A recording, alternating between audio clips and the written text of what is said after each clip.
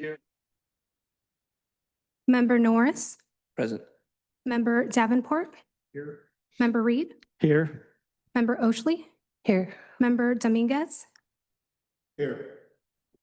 Member Nagamine, Member Daniels, Chair DeCino, Chair Shade, Oh, here. sorry, Vice Chair DeCino. Here. I'd like to note that Member Jameson is absent and Member Barnum is absent. All right, thank you. And next item is the flag salute. I'm going to ask Member Kevin Norris if you would like to lead us in the pledge. Ready? Yeah. Flag of the United States of America and to the republic which stands one nation under God, indivisible, with liberty and justice for all. All right, thank you. Are there any public comments?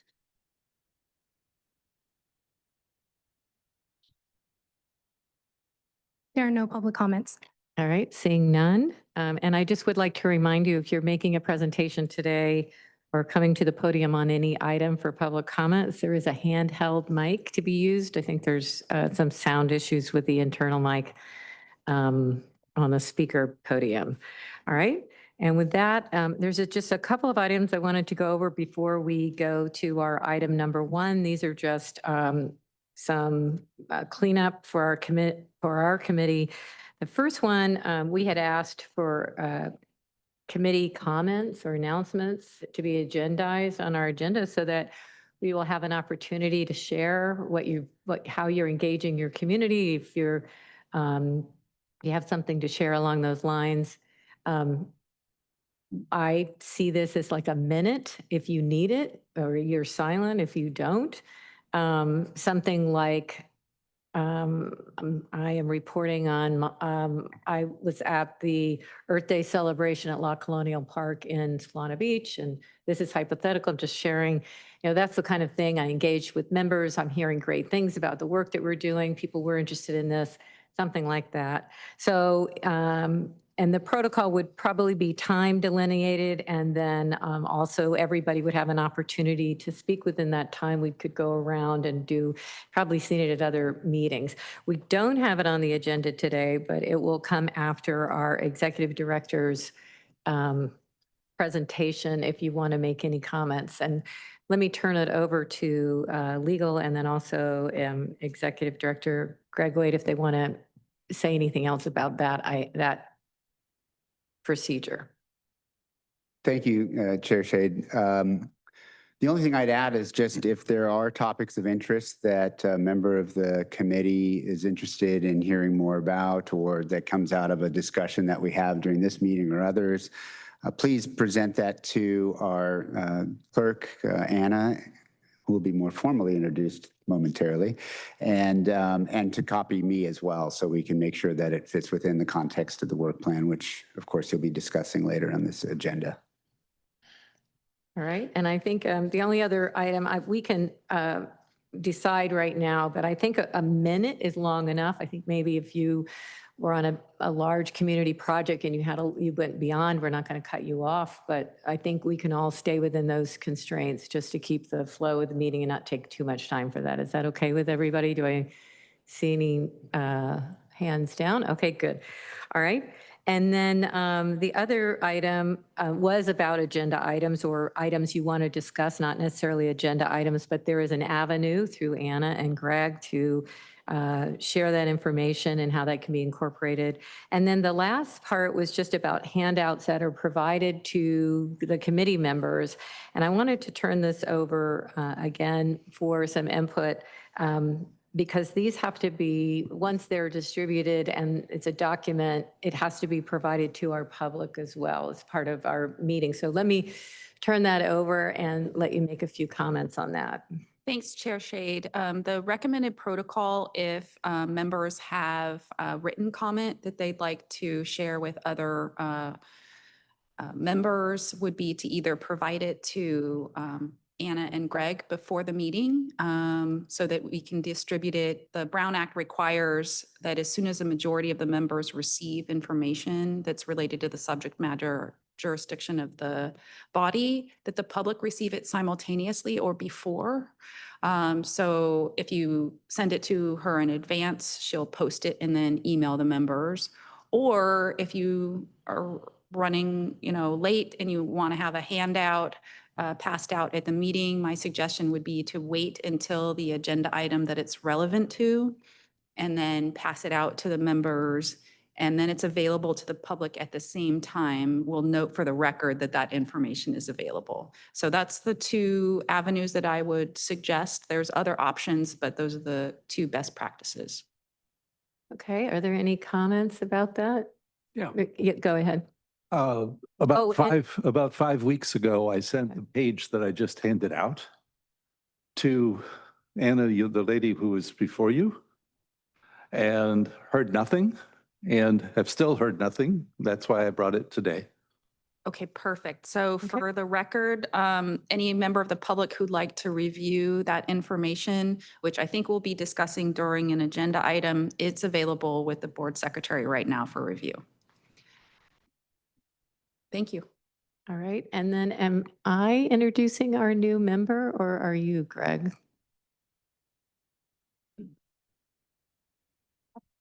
Sorry, you can go ahead and Okay. introduce him. I'm assuming you're from Escondido, am I correct? I didn't get a chance to meet you. No? Okay, I even blew that. San Marcos, okay. Well, John, why don't you introduce yourself and tell us a little bit about yourself? Hi, I'm John Mosier. In San Marcos, I'm active with the mobile home communities and outreach to all of our seniors. I have a background from hardware retail, the old handyman stores that were here in the 70s, to development back in Texas. Went back to school, got an accounting degree, worked for Semper Energy downtown as a staff accountant, and then went to work for SCG&E as a customer project planner. So I have a decent background to understand what's going on, and I'm very concerned with energy usage and how we help all of our, say, manufactured home residents save energy and how we can also make a stronger grid with our communities also. All right, well, welcome, and staff is available and certainly members of the community, of the committee to help you if you have any questions along the way, and welcome and thank you for your service. All right, okay, I don't think I see anybody. All right, with that, we will turn it over to item number 1. This is the Chief Executive Officer update. Thank you, Chair, members of the committee. This is an update that'll provide just high level and, okay, this isn't. Oh, there we go. I think I'm going to take this a little out of order. I'm going to start here and introduce our new staff. And we've had 4 new employees hired, as well as 1 replacement employee. As you know, Kaylin McCauley left for different pastures, so to speak. We have Anna Alarcon, who's joined us as our clerk to the board, as well as clerk to the CAC. So welcome to Anna. We have Karen Villasenor, who's our programs analyst. You could stand up when I say your name. So people, we have Tiffany Reynolds, who's our key accounts analyst. I'll skip over and we have Wu Nam, who goes by Wu Yakubu, energy analytics and risk manager. And then joining us virtually, we have Sophia Alcazar, who is in a transition from Seattle to this area. She is from San Diego, I believe. So welcome to Sophia as well. And I'll get back to this when I go through the staffing. We now have 10 full-time employees. In our next year's budget, it anticipates up to 16 new employees for fiscal 26. So backing up, I just want to give a brief update to the last enrollments of our new member agencies, Oceanside and Vista. As you can see on this table, we're now up to a 94.2% combined participation rate. You can see there 113,462 eligible accounts, opt-downs 283. Opt-ups 419 and opt-outs 6,621. So there's still a strong participation rate. This shows the enrollment stats for all member agencies. You can see here that we're now up to 250, just over 254,000 customer accounts, 1,025 green impact opt-ups. Our largest customer base is in Clean Impact Plus, our default product, 252,318, and 738 opt-downs to Clean Impact. Sorry, I don't have anything on my screen. Do I need to do something to get those stats here?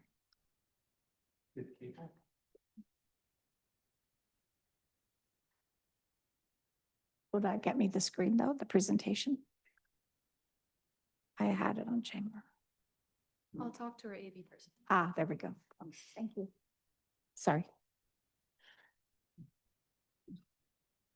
So moving on, as I just went over this slide first, I did just want to repeat that we do have the new positions all filled, 5 positions and 10 full-time employees as of the end of this fiscal year. And our budget that we'll get into later is anticipating up to 16 full-time employees in the next fiscal year. Staff has still been active in meeting with the community and going to events and presenting information. We attended several events through the month of April during Earth Month and Earth Day events, including Grace at the Field and Dr. Bronner had their own Earth Day extravaganza, the Vista Strawberry Festival, the Equality Awards, and we are making various presentations to our member agencies, and we presented our last one last week to the Escondido City Council. We have several events coming up. This is just a few of them. There's the Coastal Business Expo on June 18th, the North County NAACP Juneteenth event, and moving out. We may have some events to fill in between June and August, but we do have on the calendar right now the North County Health and Wellness Fair. Just again, staying active in the community, reaching out with the addition of staff. We're going to be hopefully upping our interaction and outreach to our member agencies, particularly as has been expressed by our board and by members of the committee to get to citizens and customers that are harder to reach and or communities of concern. So that's really on our radar screen right now. As as Chair Shade mentioned, we would like to have any input at this point. We know that some of you have offered and in the past have participated in our community outreach events. However, that doesn't mean you're not going to your own or may have some interactions with your communities that you'd like to pass along. And so now is the time, if you have such information to provide, we'd be happy to hear it. And if you have any questions about this information as well, I'm happy to answer any. All right. Do you have something to say? Okay, Kevin? Question. So if you go back to the slide where it had opt-in, it has numbers. I was wondering, right here, yeah. You have numbers, but could you do percentage per city? Because some of the cities have large numbers and large people opting in to different ones. And I was just curious if we could get percentage of the cities that are in clean impact and mainly the green impact.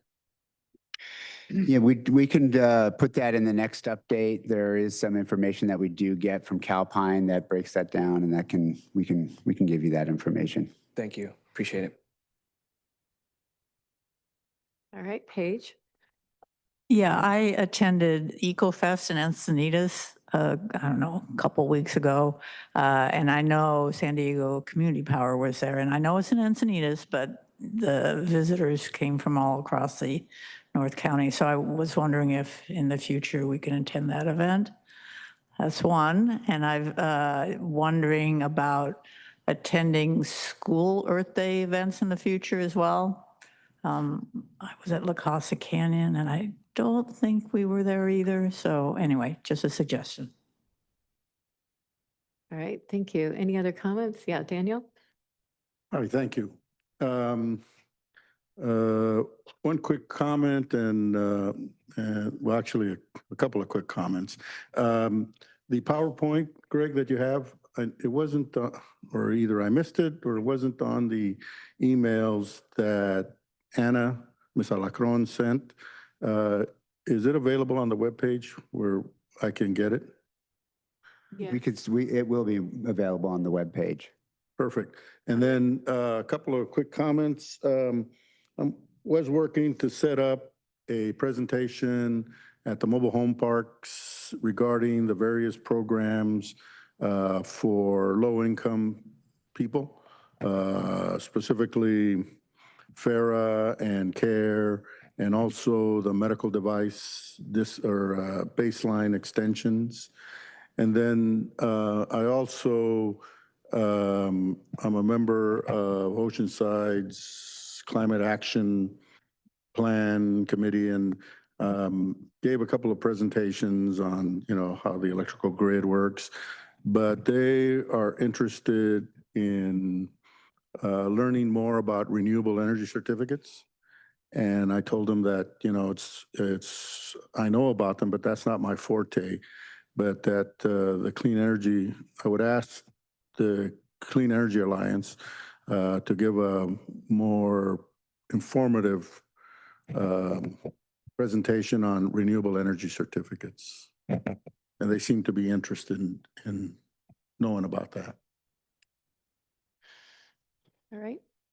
Just Daniel, just real quick, I was following the presentation on the website. So it's under the meeting and you go over and there's a link into the presentation. So you can go back and forth to the slide you want to spend more time with. So it's on the website now if you need it. It's under our meeting and it's a link. Excellent. I'll probably take a look at it later. I don't want to miss any of the other presentations and stuff. Okay. All right. Thank you. Yeah. Tracy, sorry. Yeah, as a solar customer, I got an email recently from a company called Weave Grid that says they're working for the PUC about sharing a battery load. I've got a home battery. So I was just kind of caught off guard that we didn't know anything about this and that they're reaching out to our customers. And it said that they were working for the PUC and SDG&E. So like I said, it just kind of caught me off guard to be contacted by some company as a solar customer battery that wanting to share my battery with them and being in our network and not knowing it as a board member. Did they contact you by phone or by? Just an email saying that, we know you have a battery per SDG&E and you have solar. Okay. Are you familiar with them? Not familiar with them. Was that Weave Grid? Yes. WEAVE? Okay. Thank you. Any other questions? Yes. Jeff. I just wanted to pass on 2 comments. We had talked about if we see something on social media that possibly we can just share it with someone in the office in case they wish to address it. Who would that be? Because I did see a post and specifically about CCA, and this person talked about their experience that they have solar and they were trying to understand how it worked, and they kind of feel the whole thing is a con. So I don't know if there's someone that I took a screenshot and I thought if there's someone I can send it to, I will. Yes, thanks for that question. You can send that to me and Anna. Okay. We track those kinds of communications on social media. Our partner, Tripepi Smith, tracks those as well. May have already seen that as well, but to the extent that we're not seeing them all, we'd be happy to look into that. Okay. My second question was, I went on the CEA website and I was curious with the program that we have on place where Tesla is providing the solar panels. So I followed the process and reached out to whoever the contact is. That was over 2 months ago. I never got a call back. If other people are experiencing that, that could result in why people aren't taking advantage of it. I was just curious, so I just didn't follow back up. Yeah. But other people that may have a real interest, I mean, Right. I think they should at least respond if nothing I have a else. friend has the same thing happen to her. We do have an item on that later in the agenda, so we can speak to that. Rob Howard will be providing an update on some of the programs. I will say that not specific to that concern, but we have expanded our program to include other partners besides Tesla for a variety of reasons, and we have had a little bit of challenge. Again, not specific to the concern you just raised, but we'll definitely look into that. That's the kind of thing that we need to hear about so we can work with our partner to make sure that those inquiries are responded to appropriately. And if that's what's happening, that's discouraging, but I will say that our channel partners have been very active in getting people to sign in or sign up for the program. If that happens, and this is just a thought, should we have something on the website near that says if you don't get contacted within, please reach back out to Clean Energy Alliance so we can circle the loop or something? Because we don't want to Really leave them look with into that negative. option. Yeah, once as my understanding, and I can be corrected, not right now, but later during the presentation, that once you go to the Tesla website, then it's on the Tesla website and they respond through that website. Whether or not we can get additional language there that says if you don't have response, but we can certainly address our own website and have language that speaks to that. Yeah, we can talk about it on that item if you want, but I think the lack of response needs to be addressed on our side as sort of the, recommender, I guess. Okay, are there any other questions? Yeah, Linda. I was at the Carlsbad budget meeting a couple of weeks ago. Paige was there. And one of the issues that I brought up was that the city of Vista, 80% of their school buses are electrified, but they have no charging stations to charge them at night. They're going crazy. What can we do to help the city of Vista, which is one of our partners, to get charging stations to charge their electric buses, in a quick way? All right. Because I was bringing that up because they're not going to do all electric cars for police because they have no time during the day to charge them because they have to be read 24 hours a day. The patrol cars are being used, they said. Okay. So I understood that. So they're just going to go with hybrids for that. But any other city vehicles. So we wanted to say, we don't want to become like Vista, I told them, and not have charging stations available for our city's vehicles. But it's really important that we help Vista out, I think, to get them charging stations. And what can CEA do to help that? That's my problem. Yeah, I have lots of thoughts on that, but I don't think this is the right. We did get an extension on the requirement for the fleet to be the amount of electrification you need on a school district because there were multiple issues with some of the bus transportation. That's not Vista's issue. So I think we're going to talk about some things with committees and things like that, and maybe we can bring it up then. Hold that thought, and we will move to item number 2, which is our draft budget for 25-26. For the record, we don't have any public comment. Thank you, Anna. Chair and members of the committee, this is a draft budget for fiscal year 25-26, also a 5-year outlook. But before we get to that, we do have an update on the current fiscal year budget. So as you can see in this chart, and there's a lot of numbers here, the high level number are circled, and we're at looking at a forecast. Oh, by the way, I did want to mention that our CFO, Andy Stern, is on the call and can correct me if I misspeak and answer questions that I can't. So our change in net position is projected at this point to be 31.5 million. We were looking in our budget our forecast was to be 31.4. Our budget had 33.3, so that's about $1.8 million below the forecasted budget.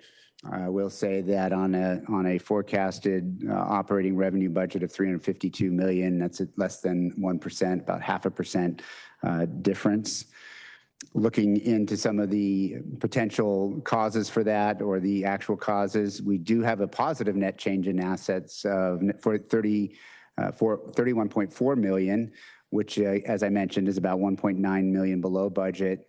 This is likely due to revenues in the second half of this year coming in lower than expected. This is the time of year where rates are lower. Also, the amount of solar generally produced during this time is higher. And I think part of that is we underestimated the amount of solar that has been available during midday hours. The good news there is that our expenses are also below budget at 6.9 million below budget. But we've used about 14.4 million of our contingency in this fiscal year budget so far. And as I mentioned, at that 1.8, 1.9 million, we're very close to budget. And as of this time, our operational budget is still at about 2.9%, so less than 3% of our expenditure budget. So moving into the next fiscal year. Now, these are some of the key assumptions that we provide and build into our budget. We are assuming there'll be no changes in rates, and that's true for our 5-year projection. So the rates that are in place today, as well as during our winter months, are forecasted to remain the same. We're basically flat on load growth. There might be a little bit of increase, but the number, mix, and usage are all relatively flat. We do have a program budget escalation in our 5-year outlook, increasing by 2 million each of the next fiscal years, 5 fiscal years, including in fiscal year 2026, which is 2 million. And as I mentioned earlier, we are at 6 positions. This is a little outdated, forgive me. We are now at 10 positions, or we were at 6 positions last fiscal year. We're now at 10, and we project 16 for the next fiscal year.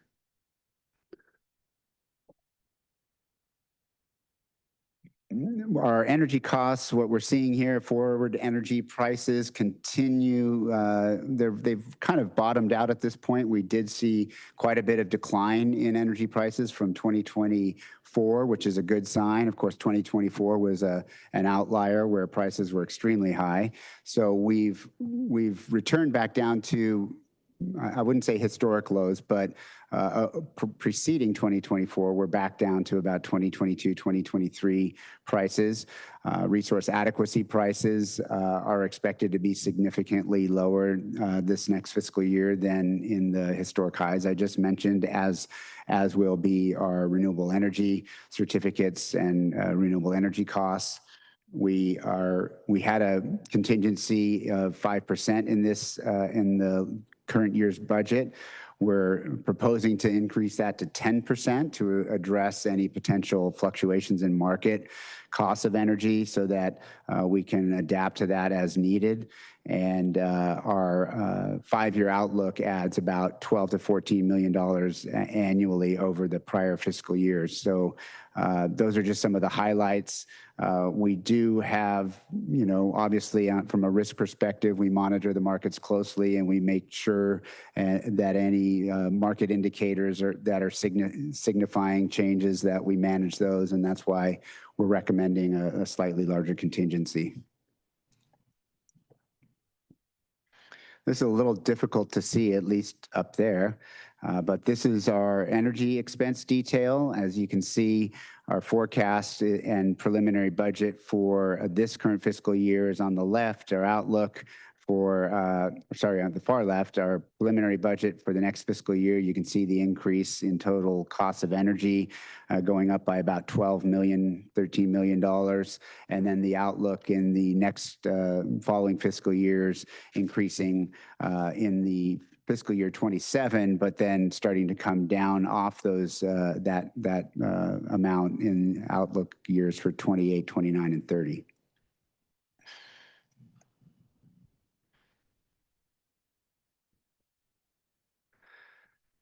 When we look at our other expense detail, this includes our marketing, our general administrative costs, staff compensation, and whatnot. We are looking at an increase from our current forecast of 9.2 million this current fiscal year up to 13.5 million. And as you can see, that gradually grows with the addition of staff as well as administrative oversight. our budget our operations budget. The biggest increases in the forecast we see are consultant professional services contracts, where we see an increase of 800,000, data management of Calpine, an increase of 400,000, and as I mentioned, staffing, an increase of 1.2 million, and then the programs budget, which will escalate on an annual basis starting next year, starting at $2 million. The projected operational costs then will be at approximately 3.9% of total expenses, and that's just 3.3% when we take out the program costs, or budget rather. Our 5-year outlook, again, reminding everyone that our rates are projected to stay at the current levels. We see a preliminary budget right now, a change in net position of 35.8 million.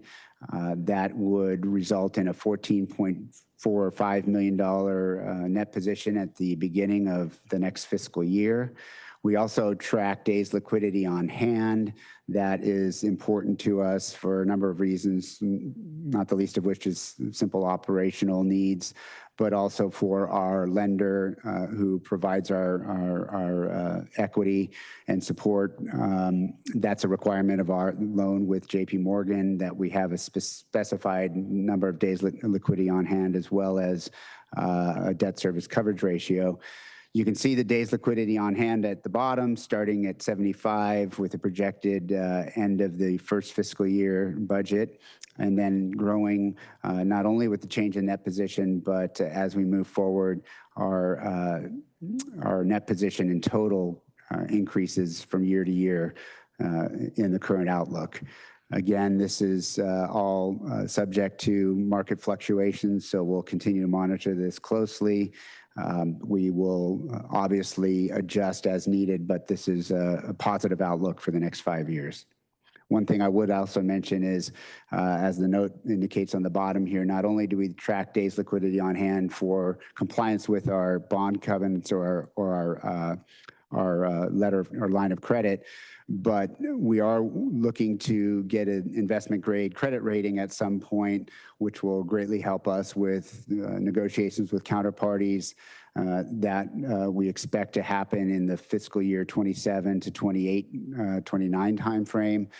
Credit agencies like to see a day's liquidity on hand of somewhere in the 150 to 185, 180 days liquidity on hand as a starting point. And so in the out years, the next 2 or 3 years, we'll be starting to talk to credit agencies about securing an investment grade credit rating for CEA, which is also good news. We presented this preliminary budget to the board at the last meeting in May. We are now presenting the budget to you, the Community Advisory Committee, and the final budget will be taken up by the board at their meeting this month on June 26th. We will update our financials at that point through April. One thing I also want to make mention of as far as the current fiscal year is that we still have numbers coming in. We still have, we'll be preparing an audit in the coming months. And so these numbers in terms of where we are projected to end this current fiscal year at the end of this month could very well and likely will change. So we'll report out on that when those numbers are in the fall. As I mentioned, the budget currently anticipates 4 new positions in the next fiscal year. We already had 2 previously approved by the board in January of this year, so a total of 6 positions. We have not specifically identified what those positions will be, but there are needs in all our departments at CEA. We're still very lean and doing quite a lot with quite a little. Few people, not a little in talent. We will be amending at this current, or the upcoming board meeting, we'll be amending our position control listing to add a couple positions and reclassify at least 1 position to accommodate the new staff that we have. So that concludes the report. Andy, I don't know if you have anything you'd like to add. Hopefully I didn't misstate anything. And if not, we're able to answer any questions. All right. I have a question. Go ahead. Thanks. On Monday of this week, all of 3 days ago, the second largest solar installer in the country, Sonova, filed for bankruptcy. This was due, they say, to tariffs, to the loss of incentives in the, from the actions in Washington, and to the drill baby drill mantra. As immediate follow-on, the next day, Texas announced that they will probably build 100 new gas-fired power plants starting very soon. Does the implications of something like this get included? Or I know you surely haven't had time to respond, but is that part of the? Does the plan cover contingencies that are as severe as this might be? Thank you for the question, and this is something that all of us are aware of and we're dealing with. I suppose if there's a good news or a silver lining is that we live in the state of California, and California has its own standards for renewable energy goals and targets. That said, we, as recently as last year, prior to the November election, counterparties and others were building into contract language the possibility of a rollback, not only of tax credits, but also of tariffs. And so we are seeing that impact the market, the potential market prices and prices at which we contract. So that is something that we are starting to see in with our counterparties. As far as Texas, I can't speak to what's going on in Texas. What I will say is that we deal with counterparties that are throughout the country as well as in Canada that are still very interested in doing projects and doing contracts in California. So again, that's the good news. We are cautiously optimistic that we will manage this through whatever possible means we can. But that is definitely a potential for upward pressure on costs. As far as specifically solar, it's hard to say how that's going to impact the solar industry in California, but right now there is no shortage of solar projects still out there looking for contract partners.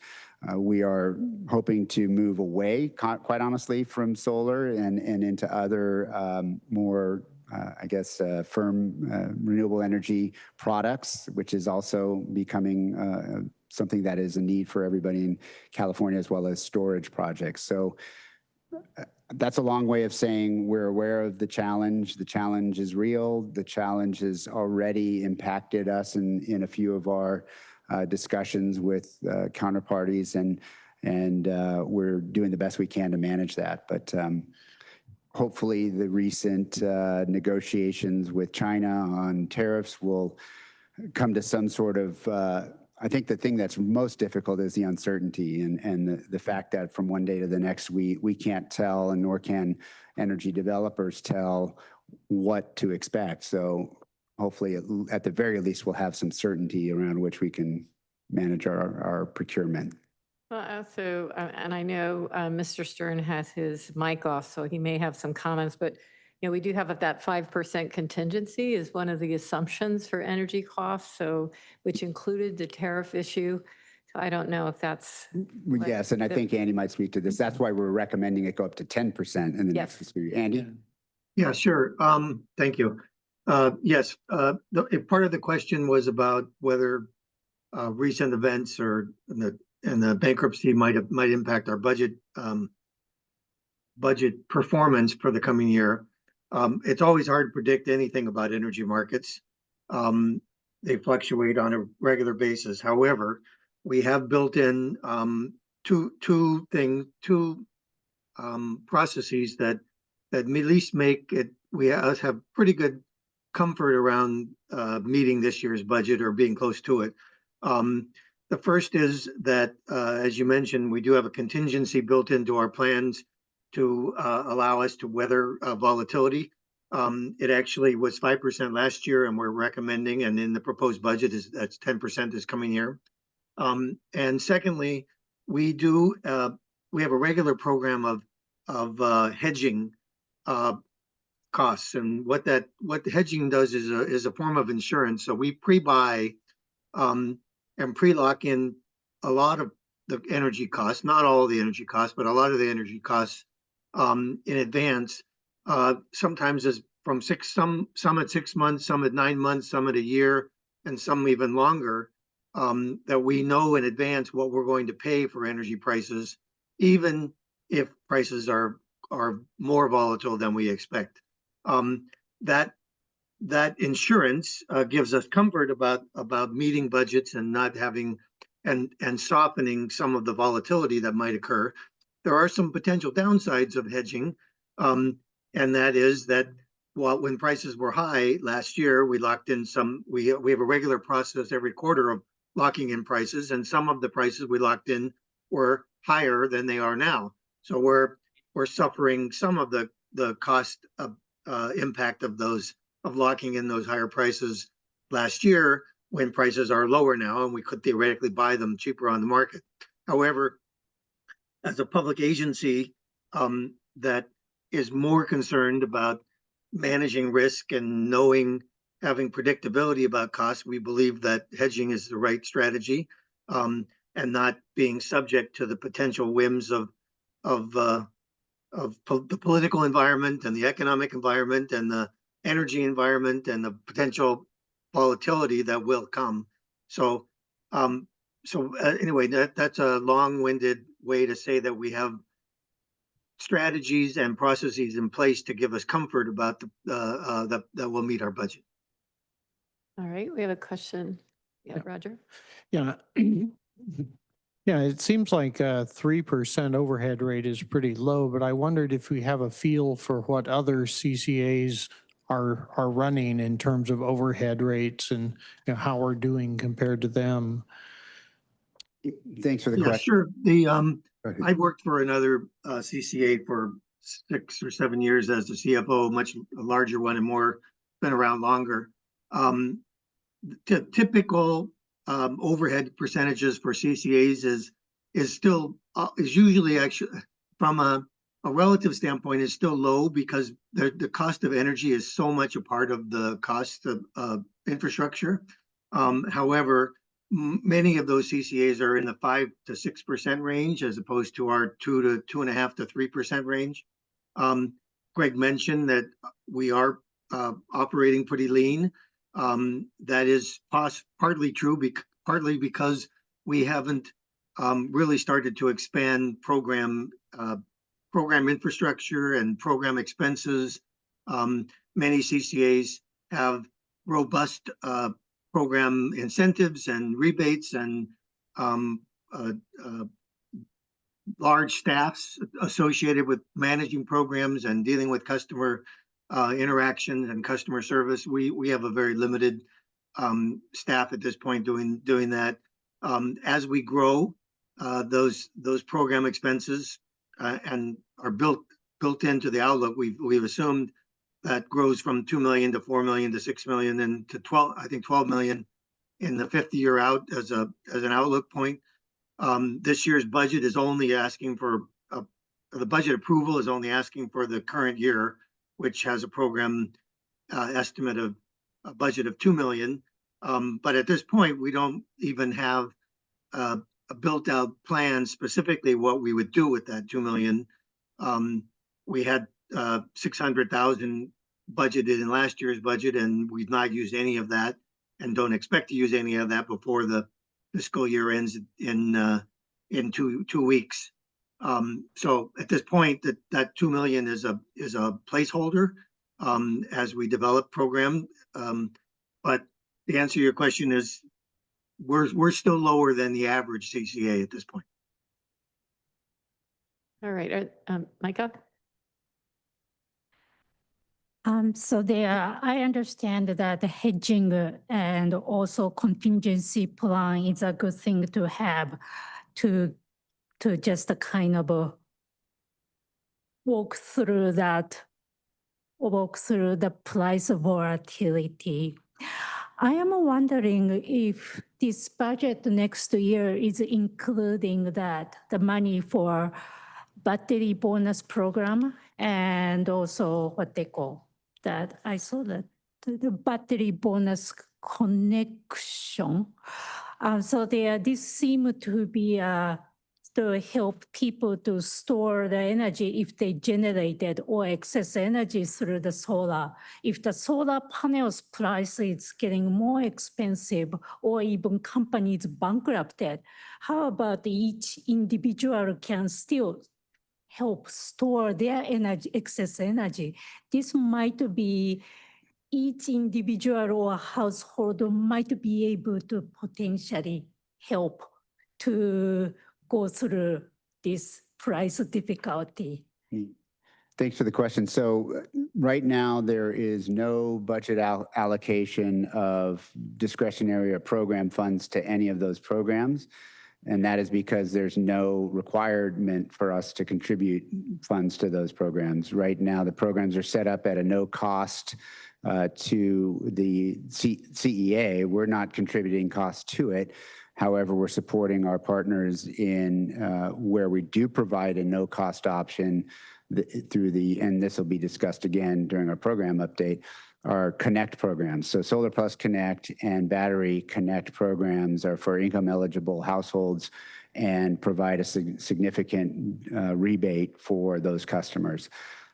So at this point, the board has been very systematic, and our recommendation has been that we be very careful about allocating discretionary funds until we get at a stabilized state where we're contributing to reserves. We have a steady net positive position, at least for a time. And as you saw there, one of the things we look at is days liquidity on hand and reserve, meeting our reserve targets. I can tell you we are meeting our reserve of contributing 5% on any given year, but then a cumulative 25% target we're not meeting. And so really, I think the board is being cautious about allocating funds to these programs until we're at that stabilized state.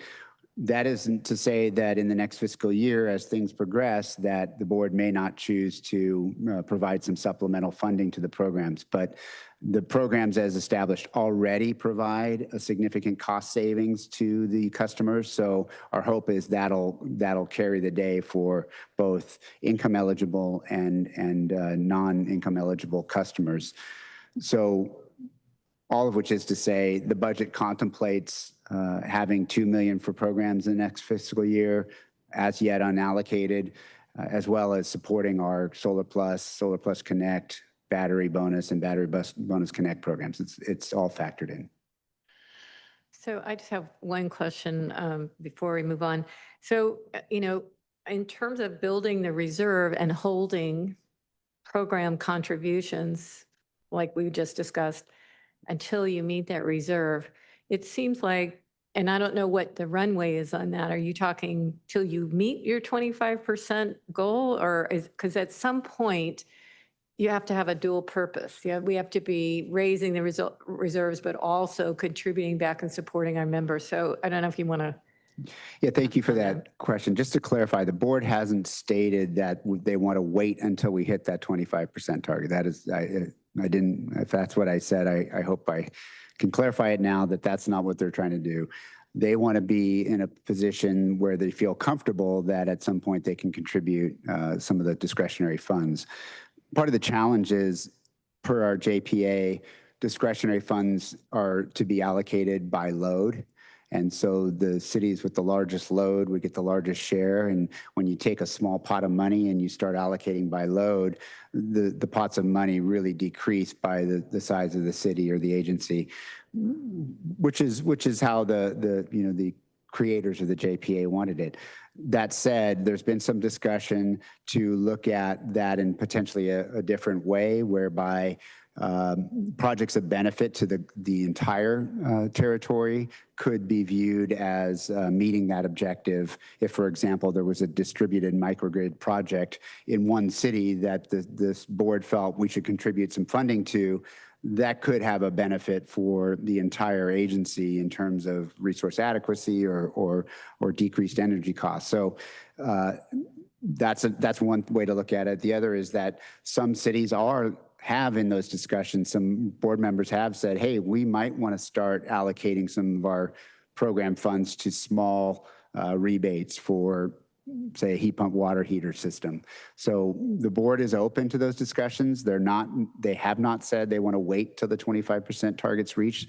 I think it's somewhere in between, frankly, that there is a desire to see how things play out. This is the first year, just as a reminder, where we finished in the last 2 years in a net positive position because of the extreme high cost of energy last year, renewables and resource adequacy, and because of the what we believe the much higher than we expected impact solar generation in our territory has created on load, which is a positive benefit. But when we've already, as Andy was talking about, locked into contracts for energy at a projected load that we're not hitting, it ends up being a cost implication. And just as a reminder, to paraphrase what Andy talked about, we are already significantly, our energy costs are significantly spoken for 2026. So this next fiscal year should not see a significant budget impact based on what happens in the energy market.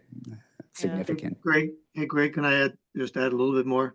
Relative to the question about balancing the meeting the reserve targets as well versus spending on programs and building our programs. We're aware of that. And just to reiterate Greg's point, we're aware of that balancing that needs to happen, which is why built into the budget proposal as well as the outlook for the next 4 years is a growing amount of expenses for programs. And in this fiscal year, a budget line item of $2 million for programs.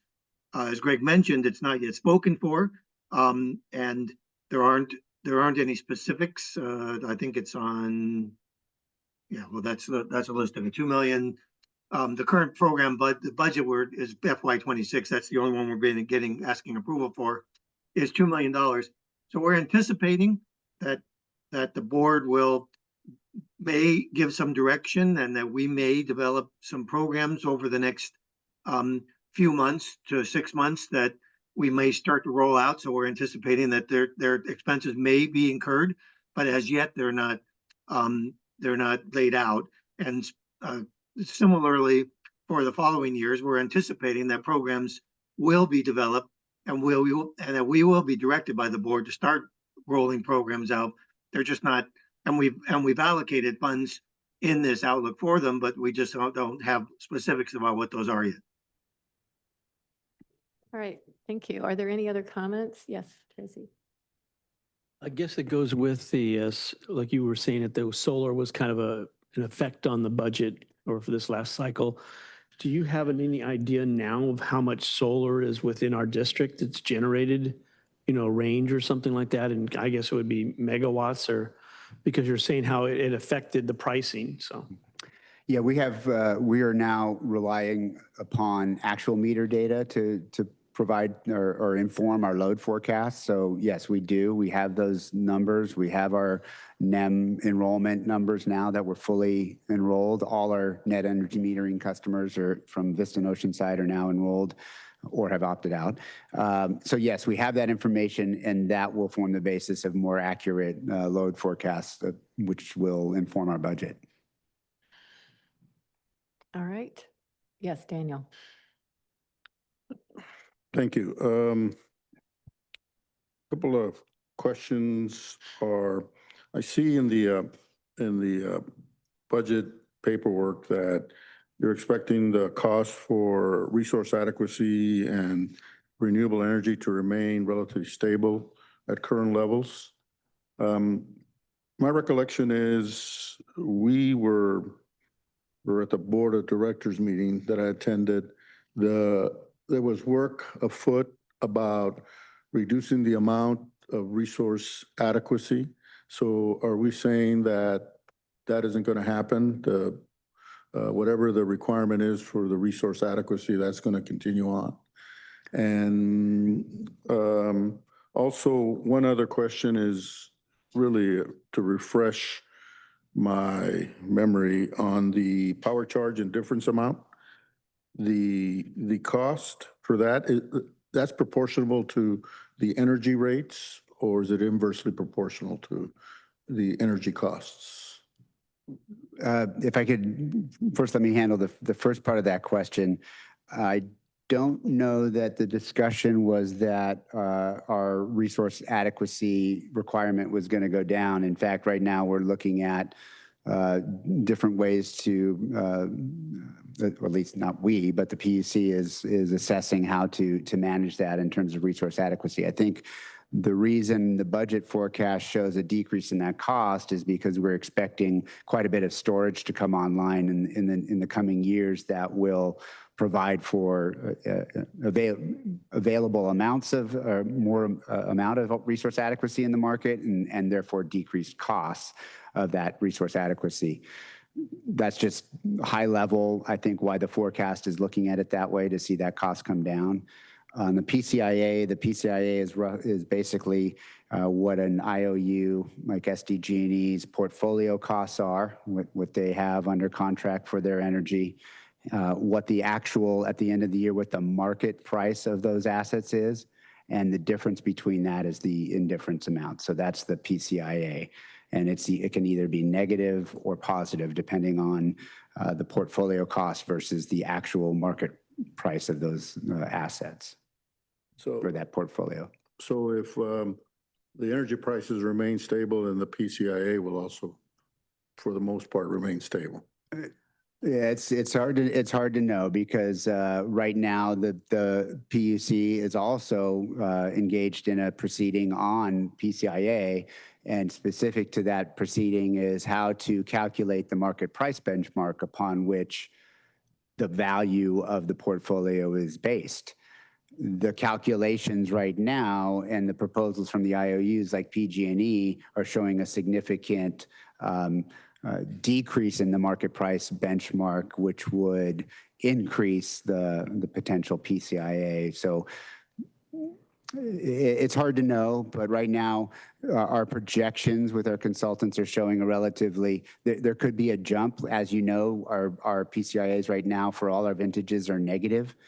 The projection is that they are going to go up next year. However, we just don't know by how much. But there is expected to be a pretty substantial jump depending on how that proceeding turns out, after which there'll be another decrease and then a slight increase over time. So it's hard to know. It's predicting these things can be really challenging, especially when you've got two proceedings going on that will impact how that's, or at least one proceeding that will impact how that looks. And then my last question is regarding the staffing update.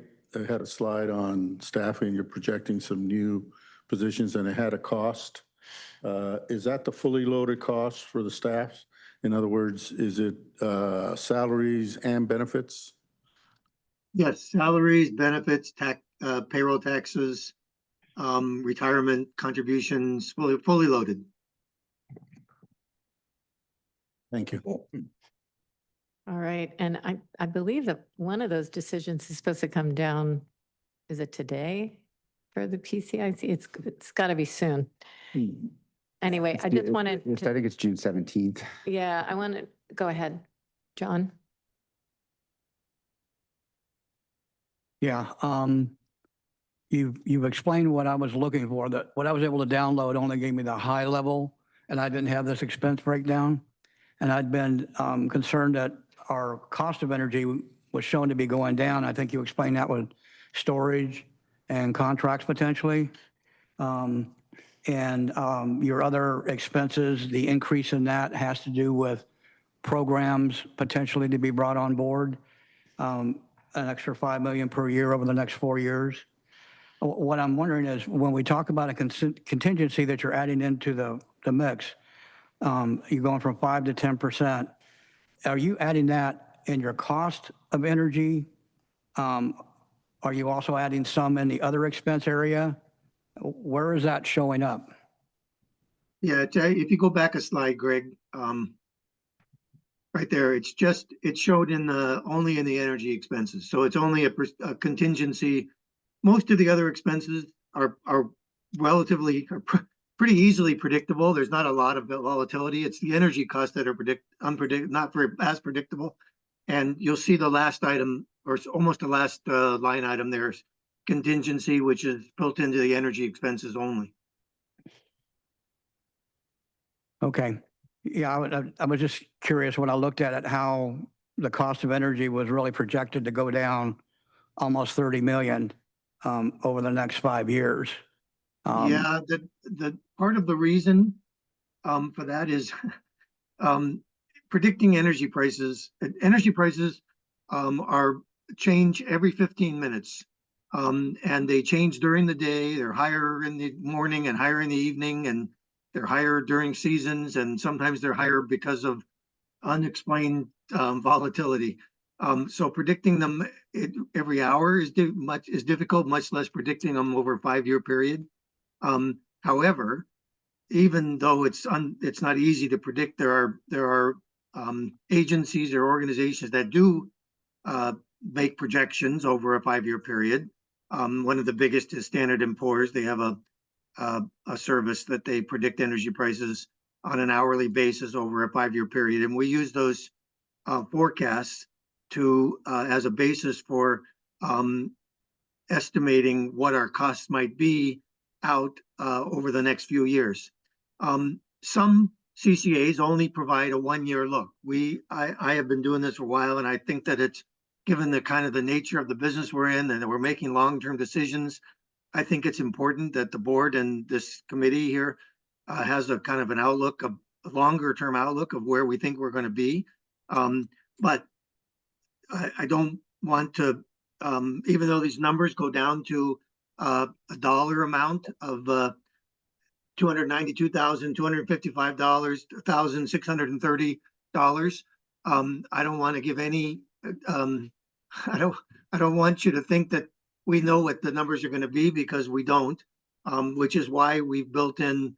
You can see that line item contingency, which is somewhere between $25 and $30 million, which is 10% potential volatility over the course of that we're wrong by that much. 3 or 4 or 5 years out.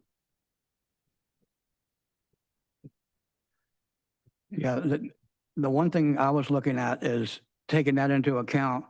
It might be another line comparable, like a high-low. If you took the average cost that you're projecting for 25, 26, 26, 27, ran that across, and then see what impact that would have on your day's liquidity on hand.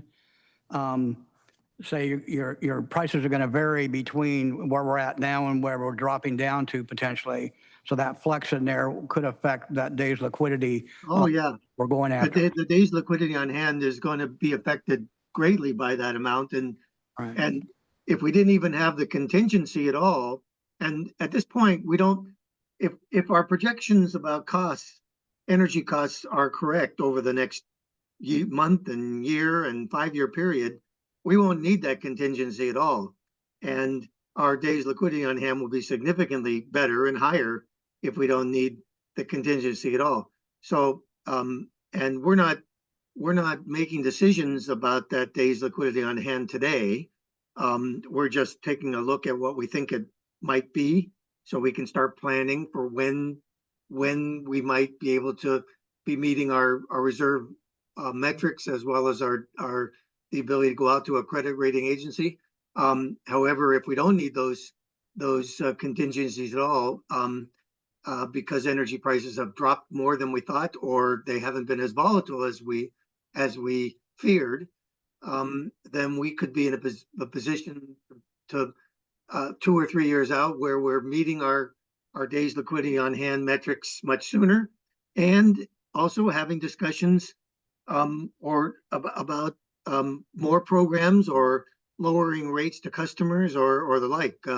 But this is a look at trying to give a look at when we think all those discussions might happen. But we hopefully we're trying to protect by the contingency. We're trying to protect for the potential any negatives that might occur over the next 5 years, so we know what we're prepared for. But we're not we're hoping for significantly better performance and being we can be optimistic, but the downside of being wrong on the if we're wrong on the cost side, then we're going to be scrambling to raising customer rates or cutting other things or cutting personnel or whatever. And the only thing you can really do is to make a significant impact is to raise customer rates. So we're trying to protect against all of that over a long-term period, just to see whether our current customer rates will suffice at least on the potential downside issue. All right, thank you. I have Paige and then Linda and, okay. So 3 more questions and then we'll move on. Can you go back to the previous slide, Greg? I think, no, maybe it's the other way. The one you had on initially. I don't see. Anyway, I'm just curious. One of your slides indicated that we're phasing out carbon-free by 2029. Is that right? Is that true? That's on the energy expense slide, Greg. Yeah, there you go. Yeah, that's not true that we're phasing out carbon-free, but our projections have us increasing our renewable energy to a level where we won't need to buy carbon-free energy separately. Okay, thanks. We keep talking about solar, solar, solar. What is the difference between buying solar versus buying wind? And there's a big wind farm that's going to be put out in Northern California. Is that still on the horizon? We have all the windmills out in Palm Springs. Are we buying any electricity from those wind farms? In answer to the question, so the difference, generally speaking, is when the time of production. So solar generally produces during the middle of the day and then wanes during the evening hours. Wind tends to produce a little bit longer during the day, and so it's a valuable resource for our portfolio from that perspective. So you're getting closer to around the clock renewable. We are contracting with wind projects. I don't believe we're contracting with any from the Palm Springs area, although I could be corrected on that. But we are actively seeking non-solar and storage renewable energy projects right now. I will say that we're looking at a couple right now, but trying to expand that portfolio. That's the basic difference. But we are looking at wind.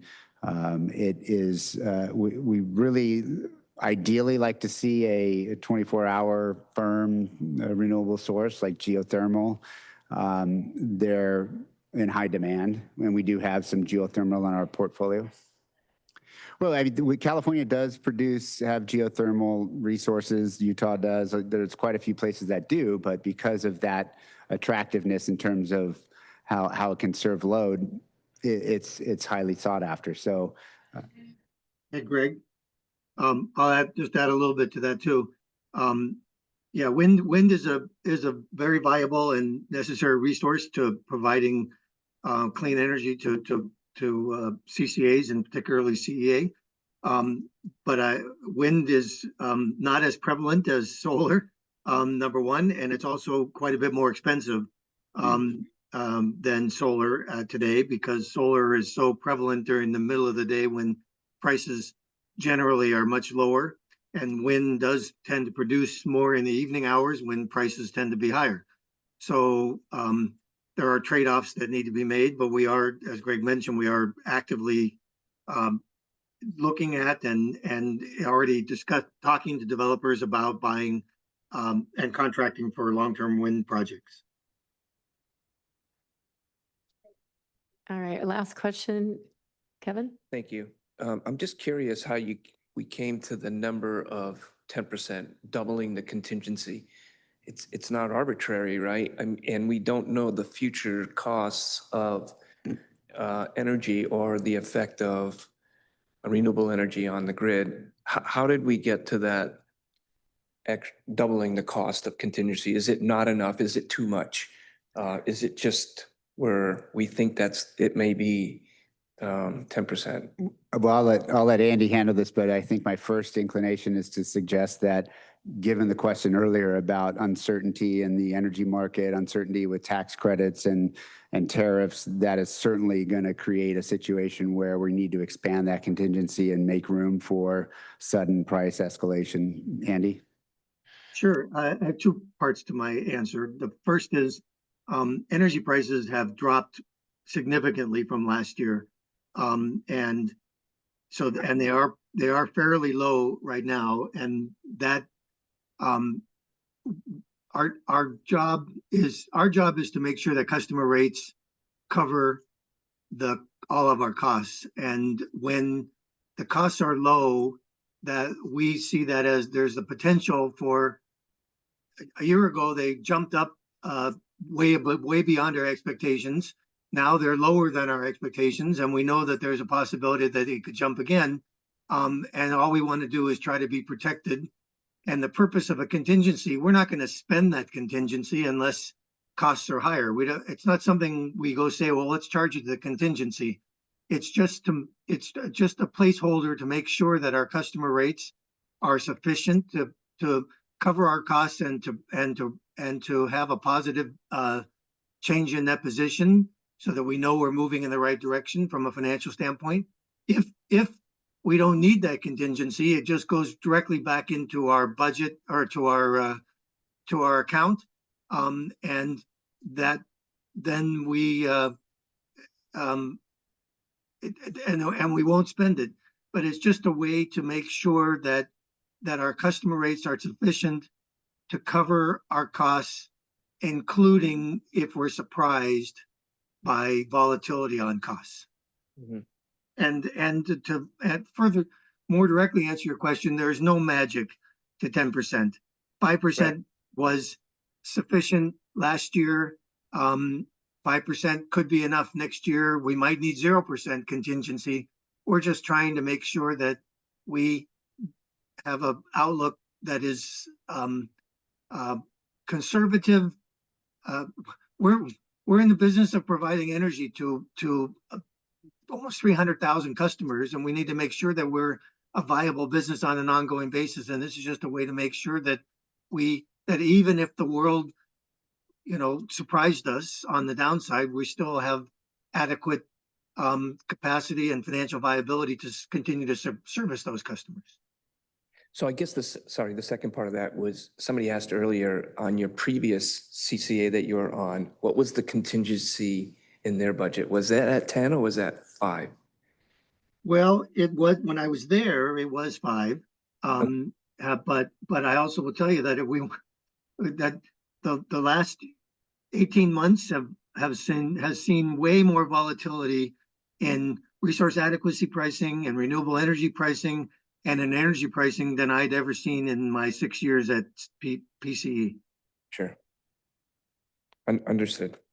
All right, thank you. Just one reminder, when you're asking questions, make sure you keep your mic on for your follow-up so that it can get captured for our community that's listening. And the other thing I would add is this presentation was delivered to our board, and it was really interesting, the difference in the discussion. So if you have an interest, you can watch that on the Clean Energy Alliance YouTube channel. But it was pretty fascinating. So with that, we will be going on to item number 3. This is programs update. Do we have any public comments?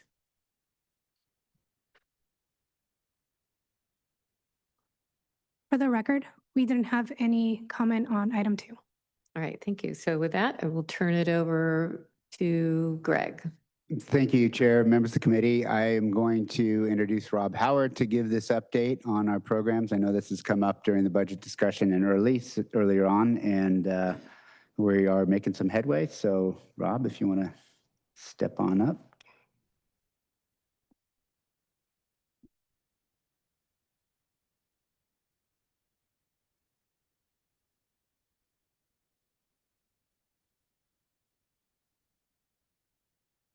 Is that better? Again, Rob Howard, Key Accounts Program Manager here at Clean Energy Alliance. Chair, committee, want to give you an update on several programs we have going at the time. And I want to first thank even our new staff for really the support we have in rolling this out, our partners that we'll introduce for each one of them. And one of them is, let's start with Solar Plus, which is the program that provides solar and battery storage for our CEA customers at no out-of-pocket cost and no credit check for the program and set generation cost. The update for Solar Plus at this time, we have 15 active customers, and this is as of last month. We're getting a new report coming soon. And if you'll see the breakdown by cities, and we also have brought on, we discussed earlier about our channel partners, which are actually solar providers in the community that are working with Participate Energy to provide solar and battery through the program. And so now we have, again, 4 completed contracts, and we're working to expand that going forward.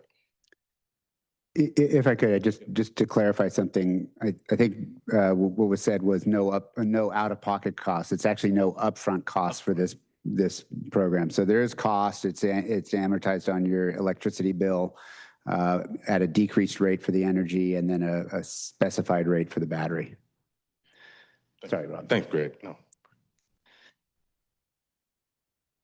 Recently introduced is our Solar Plus Connect program, which allows, again, Participate Energy was selected to administer that program, and the program benefits income qualified customers, including our care and fair customers. The funding for this program is through the Self-Generation Incentive Program, the SCHIP program, and we are currently marketing the Solar Plus Connect program in partnership with Participate Energy and Trepepe Smith. We have, there is a process for it. The customers have to sign up for it.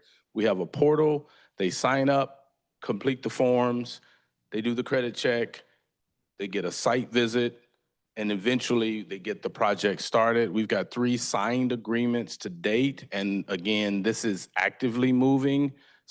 We spoke with Participate Energy today, and they expect to give us another report, but they are impressed with the outreach that has occurred, including we actually have sent out hard copy letters. We've sent out emails. So the program is moving forward, 41 forms submitted and 3 signed agreements. The other program we launched was to benefit our customers that don't have batteries. They have solar systems, but they do not have batteries. And so as a part of that, what the batteries will provide is backup power. They can optimize their time of use. They have time of use optimization, basically being able to discharge from the battery during the higher cost period. Increased use of renewable energy from solar. Their solar charges the battery, they discharge, so that's actually a plus, and it supports grid reliability. So the battery bonus program will be through Participate Energy as well as the administrator.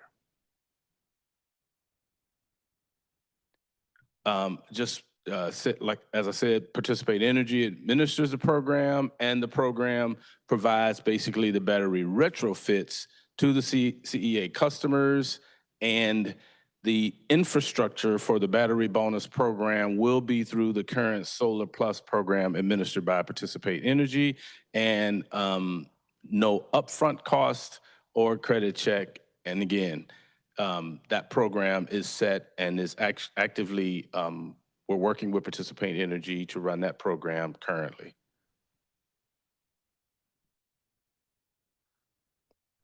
The rates approved for the battery bonus program range from $50 to $115 per battery per month. Now those rates, the reason we have a range is because there are several factors that go into the cost of the battery. Some of it has to do with the complexity of the actual installation. You've got various costs from the installers. Remember, we're using our channel partners to participate in this program. Plus, the customers have different preferences that they want. They may need extra construction work and things like that on the project. And another program that we have that is to also support our income qualified customers is Battery Bonus Connect program. So there are customers in our territory that have solar, but still qualify, some on CARE, FARA, or 80% of the area median income. So in other words, income qualified customers who have solar could qualify for our Battery Bonus Connect program. Now, this program is also funded through the Self-Generation Incentive Program, and it is through Haven Energy Services is administering this program. Haven has extensive experience with the Self-Generation Incentive Program, and basically their agreement was actually approved prior to going to the board because we wanted to make sure everything was done. The board ratified their agreement. The Battery Bonus Connect program is actually, wanted to give you just some project status. Again, there's also another process because through the SCHIP program, there's a process for customers. As of yesterday, they had about 58 people who signed up. About half of those, a little under half of those actually have signed documents. Once the documents are signed, they have to be verified by Haven. And then the site survey, SS's site surveys are ready for scheduling, and they expect about 20. And there are 3 forms submitted. We spoke with them also this morning, which is not in the slides, and we believe we're up to about 10 forms submitted so far. So the program is actually moving along. And again, if you are a Battery Bonus Connect program recipient, you receive that battery at no cost.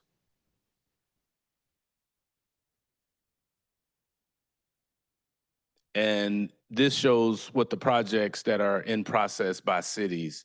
And as you'll see, Carlsbad has 4 signed, Escondido 4 in Oceanside, San Marcos 5, Solana Beach and Vista has 1, and Vista has 5. Was that a question? On Which one? you were looking for a battery, not for the Battery Bonus Program. You were looking at a regular cost battery, the Battery Bonus Program, correct? And your name has been submitted, and we'll be running the website. It's coming out, I think, next Friday. Next Friday, the site will be up and ready to go, and you'll be ready to get signed up. I did not forget about you. Questions? Yes. Are you, okay. First of all, the Battery Bonus Connect, is there a charge for the monthly charge for the battery to the customer or not? No, it does Okay. not. All right. Also, I was reading on either that program or the battery other program that the installer is going to be, can use it for a virtual power plant. Is that right? Does that sound, that's on your the website. I just want to, can you explain how that would work? Thank you for the question. For the clarification, participants in the Self-Generation Incentive Program in the SCHIP programs have to be enrolled in what are called demand response programs, which how people typically think of them as virtual power plants. So the customers that participate in Battery Bonus Connect as well as Solar Plus Connect will be enrolled in what we call our Peak Smart Savers program, which is our demand response program, and I'll be explaining it once we get done with all the battery programs. So just to make sure I understand, because the benefit for a battery now is to use that energy during peak hours. So does that mean that energy is not available to the customer because it'll be used to balance off our demand elsewhere? There are limits set for how much that will be used from the battery, but the battery is available to allow the customer to maximize the solar generation, but also they can store it and then use it during high time of use. So it's kind of a combined use for the, okay. Right. And just to be sure I understood what I read on the website, after 10 years, the battery ownership transfers to the customer, is that correct? Haven expects to actually begin the transfer at year 6, but will be done by 10 years. Okay. So 10 years is typically the time also for the warranties on those batteries. Okay, thank you. I guess when you're using the word connect, those are the ones that are under the SGIP program Correct. to help people that afford it or that have financial issues. Right. Thanks for the question. The self-generation incentive program is based on 80% of area median income. Typically, an easy way for us to begin the sorting is through the CARE program, which are people who are actually already approved for those programs. Okay, thank you. Yes. Go ahead. Get my mic on here. So through the peak power reduction program, the low cost people, the people in the care programs would also be reimbursed for the usage of their battery during those times, right? They get a bonus for how much they put on the grid. Is that the way that works or not? I'm I know- not sure I fully understand the question. Are you said the Well, okay, I've got a Tesla Powerwall and they have their virtual power plant thing. So when they call a day when they're going to use my battery and they take energy from my battery and put it on the grid, I get paid for that energy at a higher rate. And I wondered if that's the case with the other program. Let me check, but I believe our rates are set as to when you discharge to the grid, what your rate is depending on the program you're on. So. Yeah, I just wanted to, there's been some questions that are leading towards the virtual power plant question, and this one that ultimately the objective with these batteries is to build the infrastructure to have a distributed energy resource management system, wherein we would have control of the battery for usage at peak demand time. So it would have our ability to manage that to some degree. That could be part of what you're talking about. We do not have that set up as yet, at least not in my estimation for these programs to have an added credit for the battery. We're not going to be controlling the battery at this initial stage, as you suggested.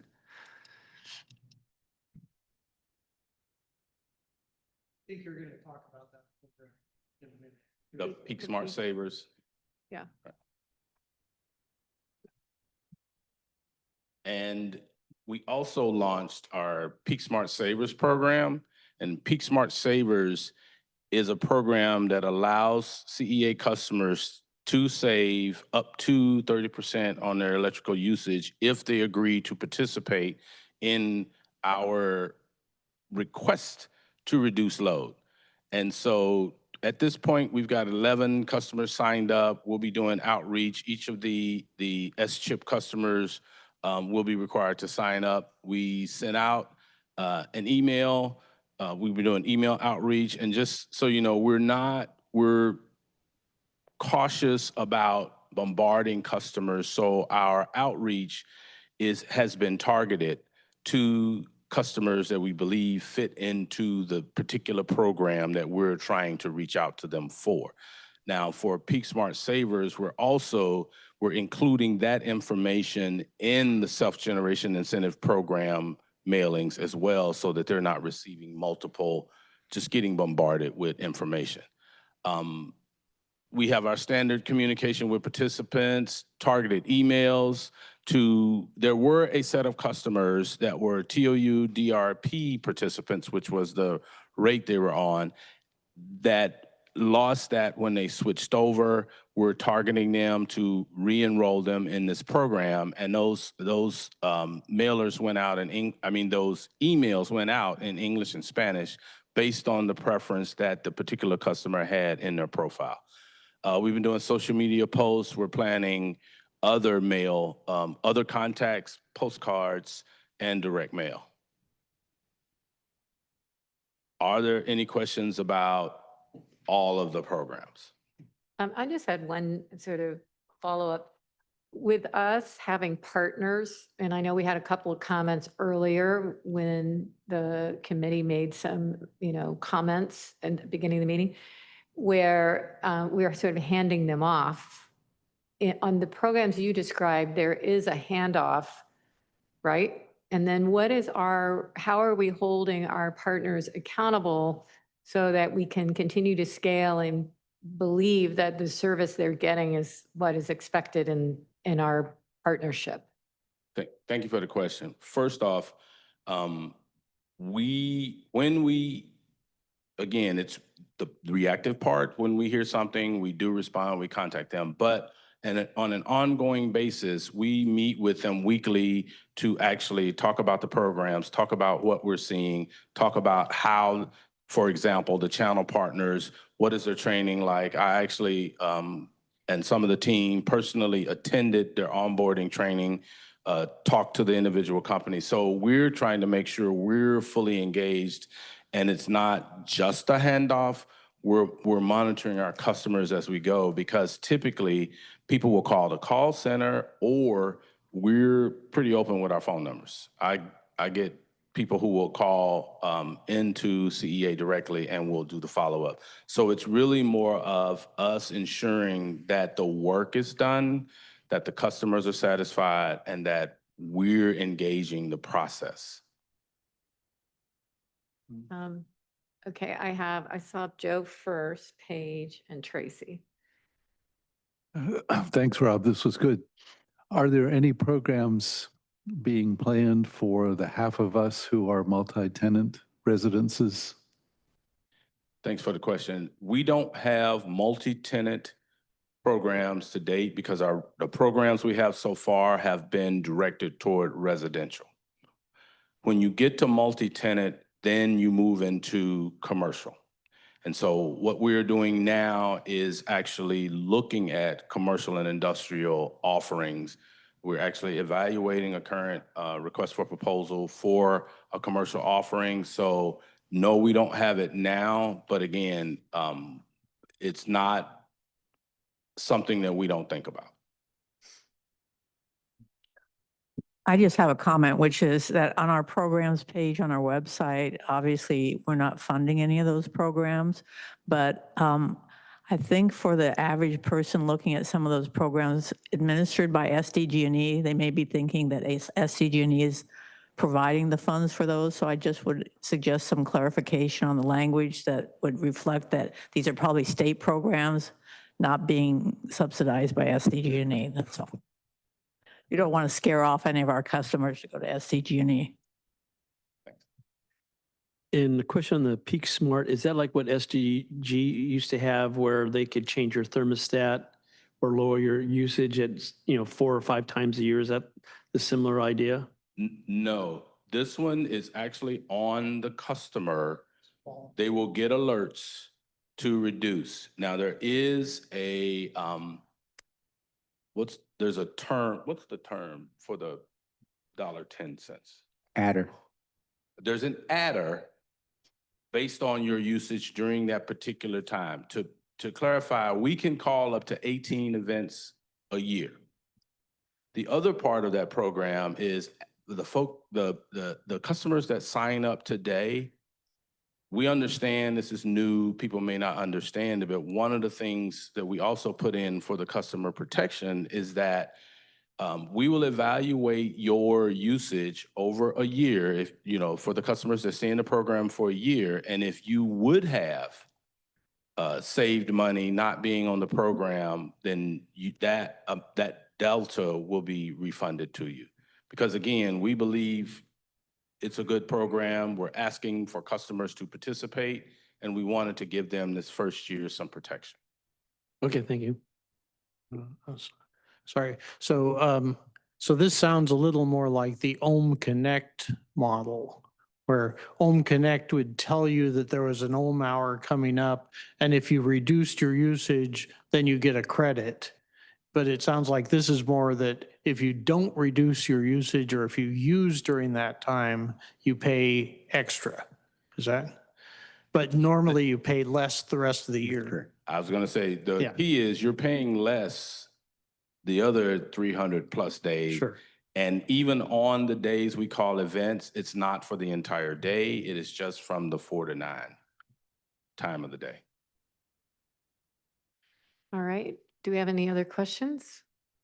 Comments? All right, thank you. Thank Yeah, you. if I could just wrap up this discussion on the programs by saying that a couple of the programs that Rob highlighted, I want to thank the committee, because when I started working with you last year, some of the ideas and programs that we're talking about today were suggested or recommended by this committee, specifically branching out our Solar Plus program to other contractors, our channel partners, specifically because the roof types that Tesla is willing to provide service to, including tile roofs, are not a roof type that Tesla will install on. So that's been rolled out, as well as this idea of rolling out a battery bonus program for existing solar customers without, again, that program just launched. So apologies to those members who haven't heard from us yet, but it is already attracting attention, and as are the Connect programs. We've seen a significant uptick in applications on the Connect side, which is great because it's getting to customers who could really use, not that everyone couldn't, but really could use a benefit on their rates. So thank you to the committee for those comments. So, sometimes these things take time, but we're happy to be rolling them out. Thank you. Next item, item number 4, there's two parts the to record? this. Oh, sorry, there are no public comments. For item number 4, right? Right? Yeah, 3, item number 3. Item number 3. Oh, okay, we're doing them after, okay. So now we're on to item number 4. This is the work plan discussion for 2025 and the furtherance of our ad hoc CAC subcommittee formation. So you have been provided, I believe, as attachment A to the materials today. And it has the dates of our meetings for 2025 and the work plan and topics that would be targeted for those meetings, and for also, I believe, the final on our ad hoc committees for the year. So are there any comments on this document? And I didn't know, Greg, if you had something to say on this? Not really, Chair. I just wanted to have this presented to you and have it up for your viewing. If you're following along on the board, on the PowerPoint presentation, I don't think this is on there just yet. We just added Right, it was with our agenda material. And I believe this has been approved by the board, right? This is just. Yes, this is just FYI. for your benefits as you talk about committees and other items that you want to. Yeah. discuss. I know one of the, and I know our general counsel, Ms. Williams, may want to comment again, but our ad hoc committees are actually, that work's supposed to happen in a year. We've had a little bit of fuzzy on either side as we got up and running over the years. But it's really supposed to be to work on a specified topic that would have a start date and an end date for almost a calendar year. And we're kind of late. We've got 2 committees already. I want to go through them first and make sure that that's on the public record. And then we'll turn it over to general counsel about how this is going to work with the calendar, since we've got a little bit of a late start. And then we'll open it up if there are any additional committees. I know we have one member who has provided some notes about possible committees that we can discuss. So the first one would be our communication social media feedback, I believe is what the name they landed on, and that's going to be chaired by Dolores Jameson, and the members are Jazz Gruel, Paige DeCino, Nancy O'Shells, I never can pronounce O'Shley, and Linda Daniels. And then the second committee, which we formed in February, was called at the time either integrating storage, battery storage. I guess the name, I don't know where we landed on that. I don't have notes from that. That was Roger Davenport, Micah Gamini, and then Kevin Norris. I know I'm not pronouncing. I need a phonetic a couple of times and then I'll get your name correct. But we have 3 members on that and they have not, to my knowledge, established their chair. Well, the way we left it in February was when they met, they could decide who would take the chair and just report back. So we had that information. So I think there's 2 things. One, we could add members to that committee, shore up the name, and then if there's any other possible committees. So before we get to that, let's hand it over to our general counsel for the timeline for these ad hoc committees. Thank you, Chair.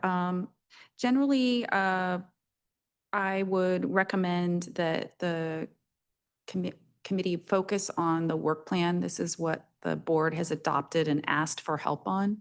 So one idea, and it's most clearly with the community engagement and social media feedback committee, if I got that subcommittee name correct, that is on the agenda for the CAC to consider in August. So just as an example, it doesn't have to be this way, but typically the subcommittee who is working on a work plan item would work on it in connection with the calendar. So then if you're looking at the October agenda, we've got climate action plan updates and work plan suggestions for next year.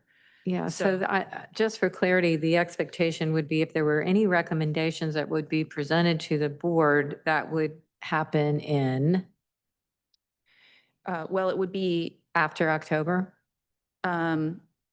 Correct. So the idea with the work plan and scheduling the agenda for the CAC would be that the full committee talk about like work plan for 2026 in October. So if you formed a subcommittee, the subcommittee would bring that to the full body of the CAC in October.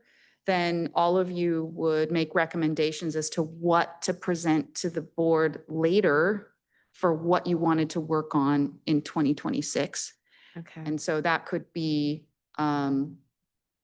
November or December at the board level.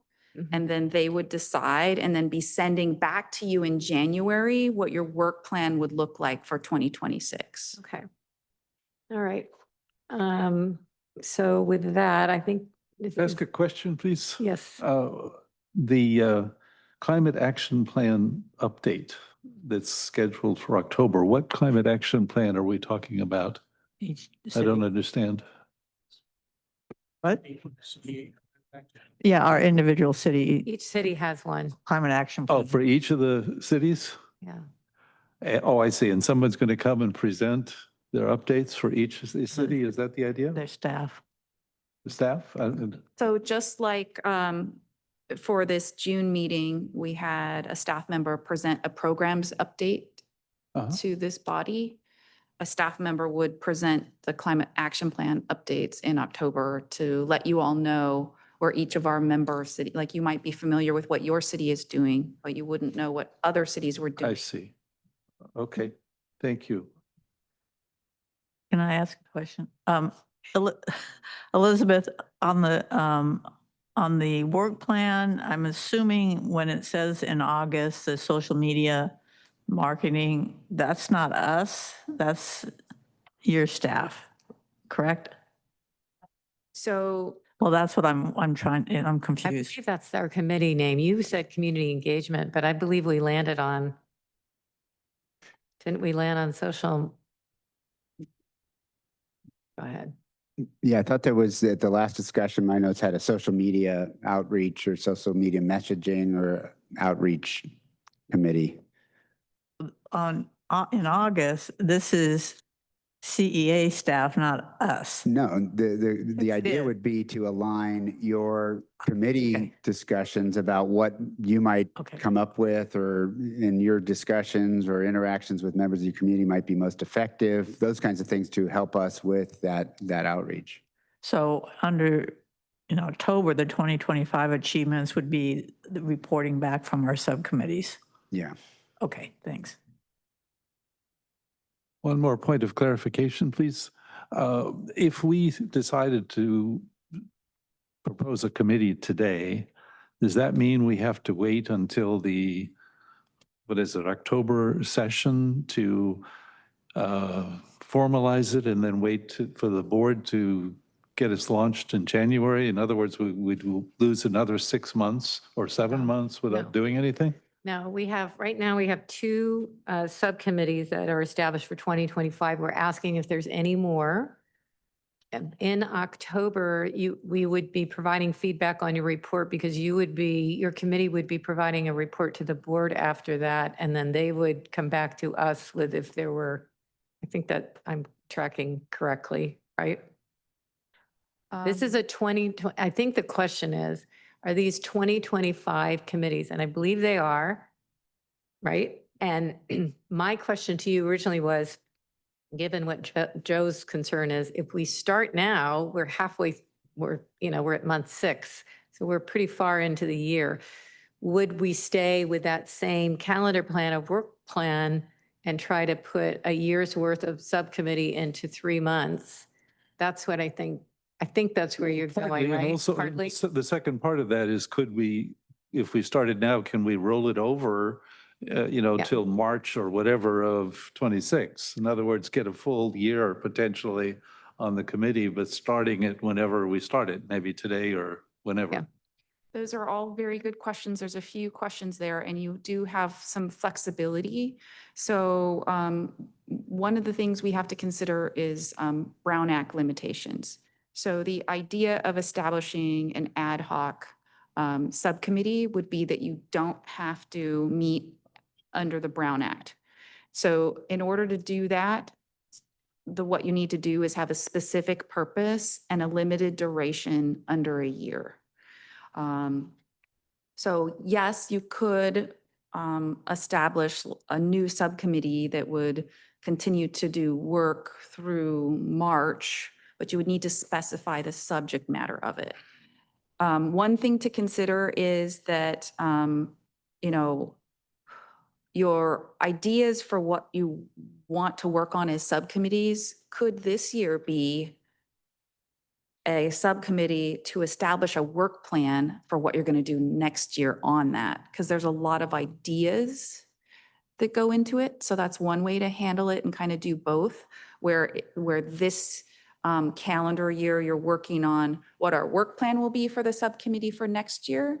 And then after the board approves that work plan item, next year in 2026, you can form a subcommittee that's implementing that piece of the work plan. So a planning and an implementation one is one way to do it. And we've done that before because it takes a while to get everybody together. And we have done that. And I don't know, I think we might have need to modify the name slightly. I don't remember, but we've done that. And that worked pretty successfully. And that's what I was talking about, that extended time. So that clarification is important. So Yes, I just want Jeff. to clarify, the Communications and Social Media Committee was technically formed at our last meeting in April, because we talked about it in February.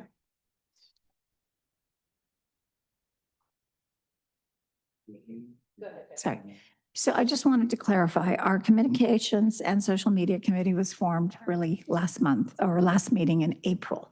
So does that mean we can go up until March of next year and present our findings in April, or we have to do that by October?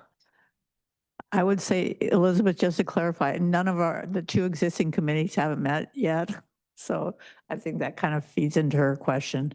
So I would have to ask for the flexibility to answer the question later after we check the minutes. I don't remember if there was a duration given on the two subcommittees that were formed, if they were supposed to, if they were specifically identified to end at the end of this calendar year, or if it was 1 year. I just don't remember as I sit here today. That can be, either way, that can be modified by this body or clarified today. Just go ahead and clarify it. Yeah, I was going to say, because I did go back and watch both of these meetings so that because we do not have notes. We don't have, meeting notes to approve or whatever. So I did look at that. I think the same thing would apply to your committee. You will meet as you can to fold out this year and have it before October, you would coalesce around what kind of things you believe, because your committee in particular is working directly with staff, I believe, based on the conversation we had. Both these committees, the battery storage or integrating storage was formed in February by this committee, and the community engagement, communication, social media feedback committee, and again, not sure where we landed on the name, was formed in April. So those two committees were formed with the idea of having something produced by October. But this possibility of going into next year and having a full year to develop and work on the work plan that you established, I think meets both of your needs. Okay, Right? thank you. Yeah. Any other questions? Yes, Daniel. Not a question, but a comment. I've had to do some ad hoc committees in my work for the city of Oceanside. And it is helpful to, list the names, maybe put a piece on the agenda for the CAC and get a periodic report on the ad hoc committees, list the members of the ad hoc committees. Also, I was informed by the city attorney that, an ad hoc committee has less Brown Act restrictions because it's less than a quorum. They have a certain date that, time frame that they exist, as opposed to a standing committee, which then has to function under Brown Act. But there is one thing that an ad hoc committee does. Well, it's not a Brown Act thing. I think it's a city requirement, which I think is a good requirement, is if the ad hoc committee is going to meet with the public, then they should notice that meeting with the public so that everybody, can provide input to that ad hoc committee if the ad hoc committee has decided to meet with the public. Yeah, we haven't done that. We have only done internal ad hoc. So that would be another, we'd have to talk about that, right? If that was this. But yeah, what was the other thing that you said? A noticing on the agenda, right? I wrote that down. Yes. I don't know if it actually is, because we have two ad hoc committees now and they're not on the agenda. So I can work on that. What's that? It has in the past. Yeah. Yeah. And the other thing for new members in this body, when we meet, we will be asking you every month from here on out until that committee is disbanded to report to, the body, what work you've done, what you're planning as you get closer to that October date. So. One other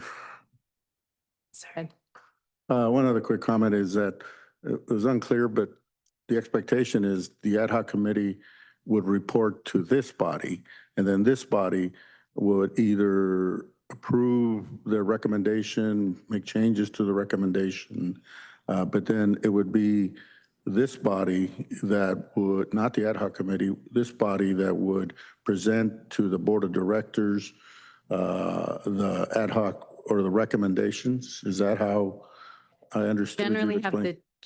we've done it a couple different ways. 2 years, I think we had the chairs present to the board, the CEA board. And then last year we just provided written documents and they met, I believe, Greg, remind me, they met individually with Greg and I think other staff on each one of those so that everybody had a chance to review the documents. I don't know if you want to, but it was done differently last year. But prior to that, the chairs, were able to come and make public comments, which basically was outlining their work plan or, their results from the year. I was just going to say, looking at the document that Joe shared, item number 4 would be in many ways perfect for the 12-month formation of a committee that would go into next year, because it's really something that I think is a long-term goal for the board. And this would be a good first step to be able to really do a survey and get a lot of information together that I think can be built upon.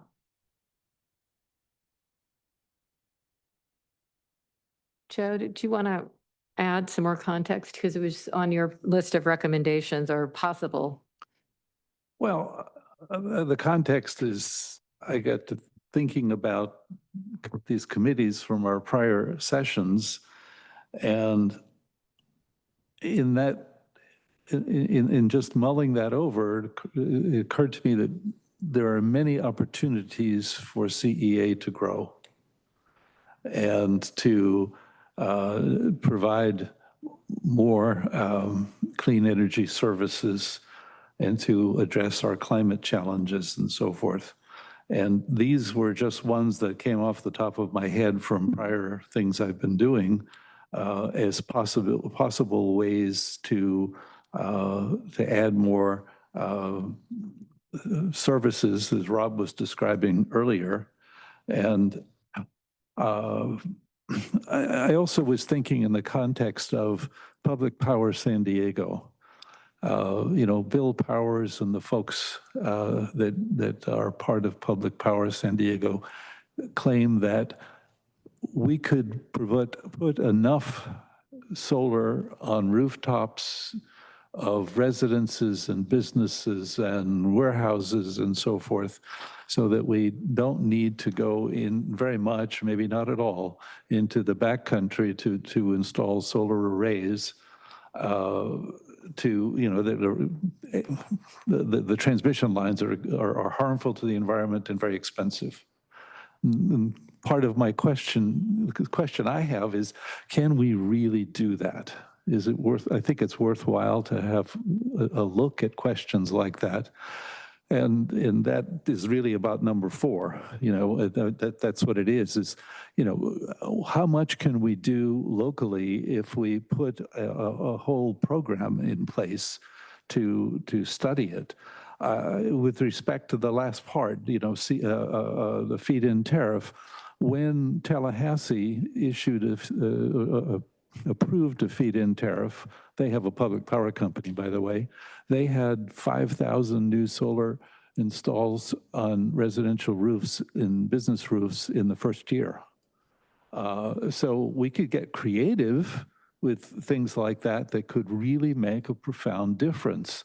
And as part of this committee, I think our charter should include, what can we do to support CEAs and the environment together? And so that's where these questions came from for me, these possible topics. Go ahead, Paige. I just wanted to comment on number 6, which was the first year we had subcommittees in 2023. Yeah. We essentially addressed that. Yeah. And we do have an existing spreadsheet that probably needs to be updated, but we that's great. can't repeat ourselves, right? Thank you. Not having been here, I didn't know. Yeah. That's okay. Is there interest on, let's keep on number 4, because we're kind of at the end of our meeting. One of the questions that I have is how much support and data would be available to a committee that was working on that topic? Would you be able to get the information? I know we've struggled trying to get information on our underserved communities and really struggled. There was a couple other pieces we never could quite get the data points for. Is this, and I guess I'm asking Greg at this point, is this information that either through staff or is it information available that could be used by a committee to try to formulate and put together ideas that could address potential. Yeah, thank you. So in looking at this, I would say that there is some level of staff involvement that would be required for some of this if you were to ask us. So that isn't to say that it would be difficult or a heavy lift, but there would be some time needed for us to put some of this together. And then we also have partners that could probably provide some support. One thing I would add is that we do have a feed-in tariff program, and it just hasn't been, there hasn't been a lot of takers on that feed-in tariff, mostly because the price points from both sides, the price points for that feed-in tariff or any feed-in tariff are exceedingly high. That said, we are still working with local developers to provide for distributed microgrid technology and projects, and in fact just had a board approved agreement with one that we're doing just that. So there are some of these things on this list that I would say we've definitely looked into, researched, and as it was just mentioned, we have used the list of other CCA programs to inform our own list.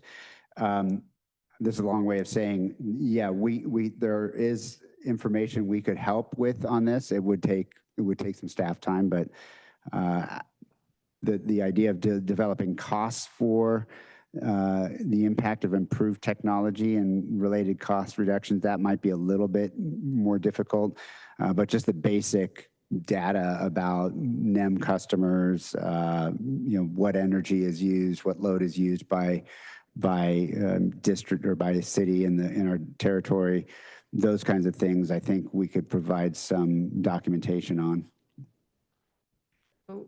We have a recommendation for an ad hoc committee evaluating local generation potential. Is there anyone who is wanting to serve on that committee? Okay, No. Joe? Question before we Yeah. do that. I sort of see that as feeding into the committee we already have, talking about battery storage and implementing that on the grid, which is basically making microgrids and that sort of thing. I wonder if we could take points 1 and 4 And add them of into this the, and just put them in that committee. so can I put Joe on your committee? Yeah. Would you be willing to Then we do should that? ought to meet. Yeah. Can I ask a question? Greg, is it possible for our subcommittee, the social media subcommittee, to meet with staff soon? Before, I mean, we don't want to show up in October and not know what your staff is doing if we're supposed to be meeting in the interim. So can we schedule something like that? Yeah, and feel free also to meet on your own. I mean, that's Well, part I know, of it. Yeah. but I So thought we could do that. Yeah, I thought we were trying to help each other out. And depending on the answer in terms of when this committee was formed and how long it can last, I will say that I think one of the key points of that is that the board and this committee have discussed at length, how to be more effective, not just with social media, but with outreach to our, so I would hope the committee would bring in discussion and options or ideas about how to engage our populations that don't use social media. So I don't want it to be, I wouldn't recommend it be exclusive to that. Okay, so right now, we still have 2 committees. We've added Joe to your committee, and again, that name can be expanded. Right now, it is integrating storage, but I think it needs a name that Could would, we call it Local Generation Potential Committee? the local generation. Okay. Because item 1 is talking about deploying. Energy. Yeah, I would say you could do local generation and storage. I mean, you could It combine has to be. and storage. And you were chair of the battery, I can't remember the name of the committee. They did all the charging, electrification. That was. Yeah.